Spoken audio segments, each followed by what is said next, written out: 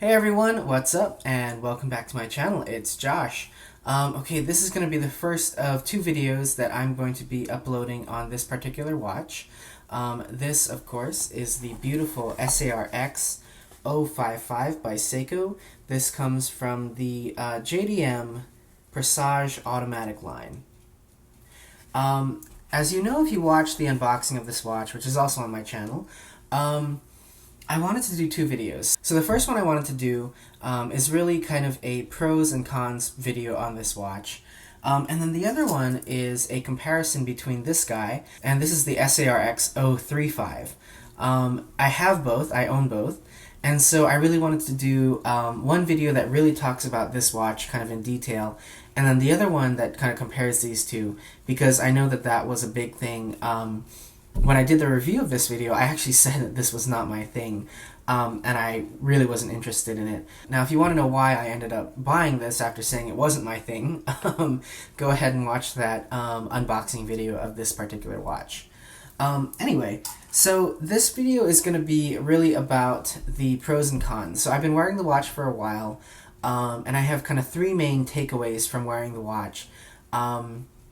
And for each one, I have a pro and I have a con, and I'll just sort of talk about how I feel about them. And the reason I wanted to do that was, you know, when I was going in to buy this watch, like many of you, I think I was doing a lot of research. I was watching all the videos on YouTube to really figure out if it was something that I, you know, wanted to part with $1,000 for. And I feel like a lot of the videos on YouTube are more like fanboy videos, and not that there's anything wrong with that. You know, they definitely sold me on the watch for sure. But I do think, having owned it and having worn it for a while now, that there are a couple of cons that anybody, you know, that you should know if you're thinking about buying this watch. So, and no hate to anyone who, you know, makes the fanboy videos. I think that they're great. I think that they are great, you know, really in-depth looks at the pieces. But again, I just wanted my viewpoint to be out there with both the pros and cons of this watch. Specifically because, you know, this is a JDM market watch. So if you're here in the US, your only real way to acquire it is through, you know, technically through the gray market. So something like, you know, say a Japan or Long Island Watch or whoever it may be, Higuchi. And returning it can be difficult, for sure. So I really want you to know everything about, you know, I really want you to know as much about the watch, kind of trying as best as I can to be non-biased. So that's what we're going to do today. I'm just going to jump right in so that this video doesn't get long and burdensome. So this guy does use the 6R15 movement. I'm not going to talk too much about that. You know how you feel about it. Some people are of the mind that spending, you know, $1,000 on a watch with a 6R15 movement is a waste of money. I can understand it. I don't agree with it. But again, you know, you make that call whether or not that's worth it to you to spend $1,000 on the watch. But I will say, first and foremost, that I'm really happy with my purchase. I don't want any of the cons that I'm going to talk about in this video to come off as me saying, you know, that one shouldn't buy the watch, that it's not a high quality piece, that it, you know, every watch has flaws. Like, you're never going to find a watch that doesn't have a flaw, in my opinion. And so to me, you know, I think that your $1,000 is going toward the craftsmanship. I think it's going toward the material. This is titanium. And I think it's going toward, you know, owning a piece of a Seiko piece, you know, that can't just be purchased at Macy's or, you know, something like that. So, is it worth $1,000? To me, it definitely is. But, you know, I won't ever tell you on my channel how to spend your money. And that's a decision that you will have to make, you know, as the buyer. So anyway, let's just jump right into my three main points. I will try to keep this quick, and as always, if you have questions on anything I talk about, please feel free to leave them down in the comments. I always try to answer as best I can to every single comment that comes in. Okay, so let me start back here. And the reason I want to start back here is because my first main point is that this watch, while the face is incredibly beautiful and incredibly, you know, just detailed and so special and really, really gorgeous, when you're wearing this watch in, just practical application in your day-to-day life, it's actually really subdued. And what I mean by that is that it might as well be like, just kind of like a basic silver sunray finish. And that doesn't mean that it's not special. It doesn't mean that the detail isn't there. But in practical application, in everyday wearing of this watch, it really isn't as dazzling as the pictures would suggest, which to me is the big pro of that, because I didn't want to watch where I'm dazzling everybody, where it's always stealing the show, where it's, grabbing all kinds of attention. I'm probably not going to take it to like a seedy part of town where I think it could get, ripped off my wrist, but at the same time, I never want my watch to just, grab everybody's attention, to just dazzle everybody like, some diamond encrusted Rolex or something like that. So personally, the fact that this watch really does kind of have a high level of refinement and a high level of restraint, even with that dial, is a big, big pro. I know some people were also concerned about, asking in that SARX055 video if I felt like this face was going to be a little bit much. And it definitely isn't. And I can tell you, honestly, wearing it for a week and a half, even, like watch people that I tend to hang out with, or people that, recognize luxury items, I haven't gotten too many questions on it, and I think that people just see it as a really beautifully finished watch, not so much a watch with this, standout dial. Now, the con to that, of course, is that if you are looking for that watch that's going to dazzle everybody in sight, you might be a little bit disappointed because, again, I do feel like, as special as this dial is, as detailed as it is, the pictures that you see on the internet are, they're enhanced. They are shot under, the best lights. Anybody who's trying to take a picture of this to show the dial is going to do, what they can to really bring out that detail. So specifically, I was looking at this picture from, I don't know how you pronounce this. I think it's Gnomon. And this really, really pulls out that detail. But I do think that it's a little bit misleading because, again, in practical application, looking at it from back here, you really don't see all of that detail all the time. Now, quick side note there, I really don't think that it's fair to compare this watch to the Grand Seiko Snowflake. I'll put pictures here in the video, kind of like side-by-side pictures of the dial of that Grand Snowflake and of the Presage that we're looking at here. The Grand Snowflake dial definitely looks like it's more organic. It looks like it was more hand done. This definitely does look like it could have been cut from a wafer, like just kind of, it doesn't look like it was hand chiseled or anything like that. The other thing about it is the Snowflake dial is definitely white, where the Presage dial is definitely silver. And that Grand Seiko dial is also matte. This one, it's really hard to discern both in pictures and even here on video. This is not a matte dial. And it's really interesting. There's a very thin coating of gloss on top of that texture. So in the right light, you can definitely see that the face is glossy. Again, I personally like that. You guys know that I like enameled faces. I like high gloss faces. So for me, that's a pro. But again, if you are thinking that this is going to be similar to that Grand Seiko Snowflake, you might just be a little bit disappointed. Okay, tilting my camera down here a little bit. This guy is titanium, as I mentioned, I think, before, and it is super, super lightweight. So let's actually weigh it here. This guy is sized for me. I have about 7-inch wrists. And you can see 96 grams. I mean, that is just super, super light. Okay, so if you want to know how this compares to other watches, in the unboxing of this piece, I actually did weigh it in comparison to like my Omega Seamaster, a Rado, the 035, and a Tissot. So you can go back and watch the unboxing video if you really want to see, number for number, how it compares to other watches. But the main takeaway here is that this watch is so light. I'm guilty of saying that I thought that titanium would feel cheap.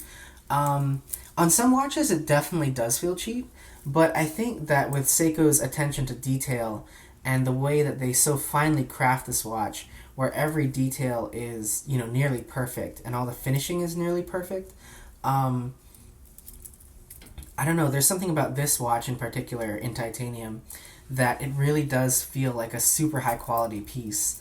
that's just a little bit lighter, than a stainless steel watch. Now, I have to say that every time I wear this watch, I'm very keenly aware that it's super light. So for me personally, like after work, I go to the gym that's on our campus, and I wear whatever watch I'm wearing. So I don't take my watches off.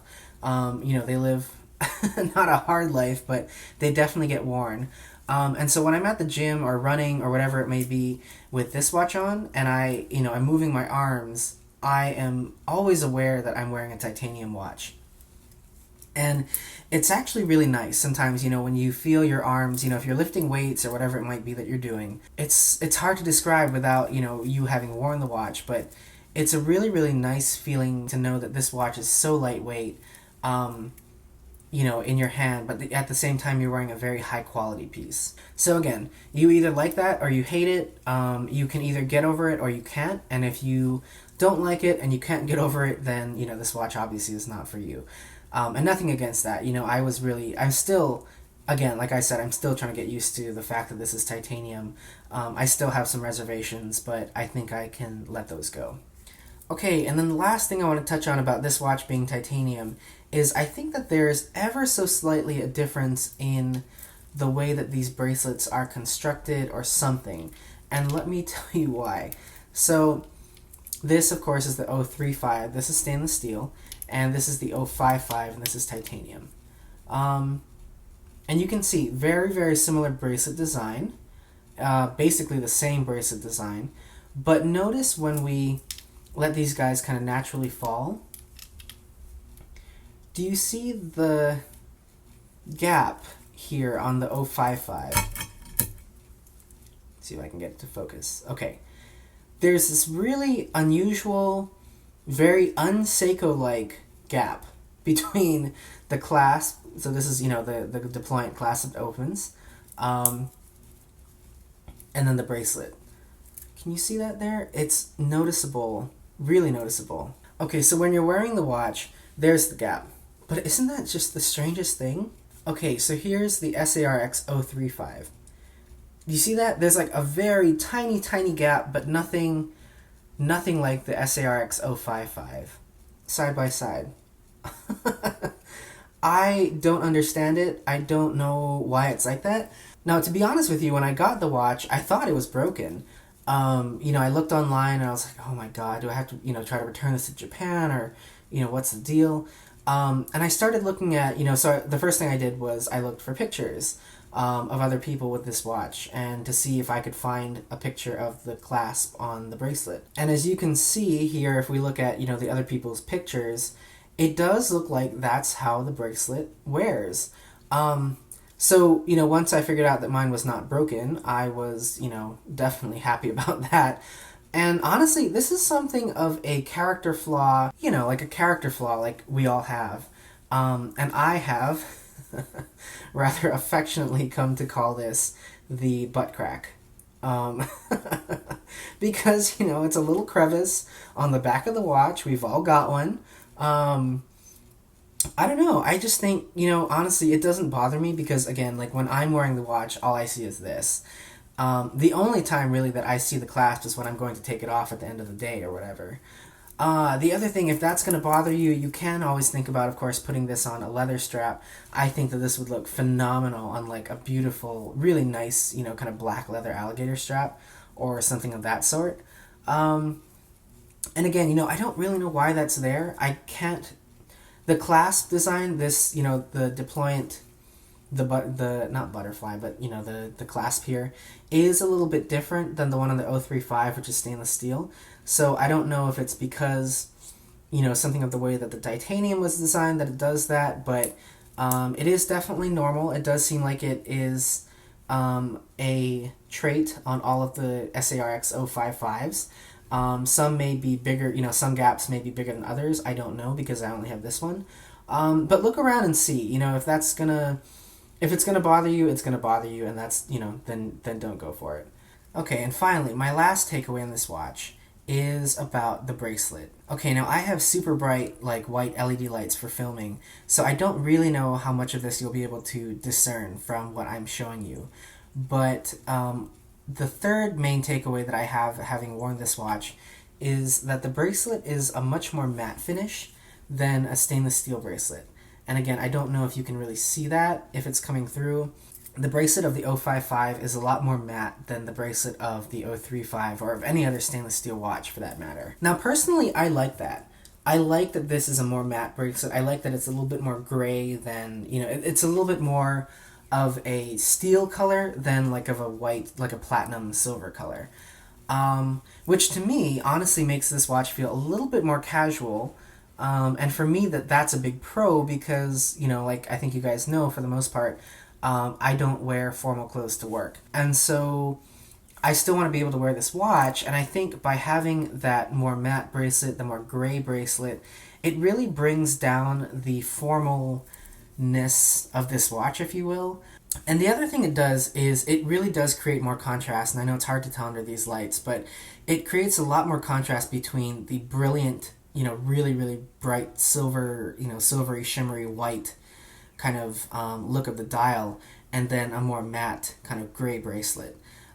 So personally, I think that really does make it a little bit easier to pair with all kinds of different ensembles. So the downside to that, though, even for me, is that the matte finish does show a lot more wear. And I kind of cleaned this guy up a little bit before I filmed it, so I will put pictures in the video. But you can see definitely when, just in everyday wear of this watch, like if you're washing your hands, if you're eating, if you are putting lotion on your hands, or, whatever it might be, the matte finish does show a lot more.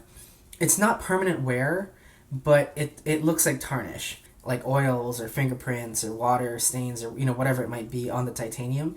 It's not permanent. It might look like it's permanent, like you've, permanently damaged the titanium finish, but it's not.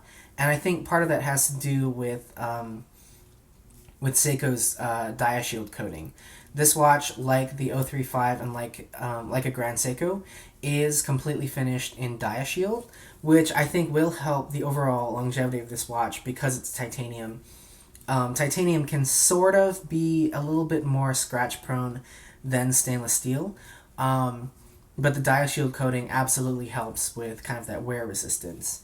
Now, if you're curious about how well Diashield works, this is my 035, and I do have some scratches on it. I have a big one somewhere. Where is it? Here. Can you see that? I have some scratches on the watch, and this is not, these are actual scratches. But for how much I've worn this watch, I would definitely expect to have more hairline scratching than I do. So that tells me that at least something about Diashield works. So those are my three big takeaways from having worn the Seiko Presage SARX055 for a while now. I have to restate something that I say in all of the Presage videos that I've done, that this watch, these watches are so high quality. The level of fit and finish that Seiko puts on the JDM Presage line, specifically at like the $700 to $1,000 price point, really, really unbeatable. I mean, you can put this up against like a Tag Heuer Carrera. You can put this up against anything within that kind of like $1,000 to $2,000 mark, and it'll hold its own for sure. So I'm really happy with it. I know that this is not going to be a watch for everybody, but overall, I think if you are on the fence and your opinion has not changed after watching this video, then go ahead and buy it, because I think you'll be really, really happy with it. This is definitely a lifetime piece for sure for anybody who's buying this. This is not this is not just a cheap watch that you buy to wear until you get something nicer. I think that this is definitely a piece that you can wear for life, own for life, and pass on to, your children, and it'll probably outlive them too.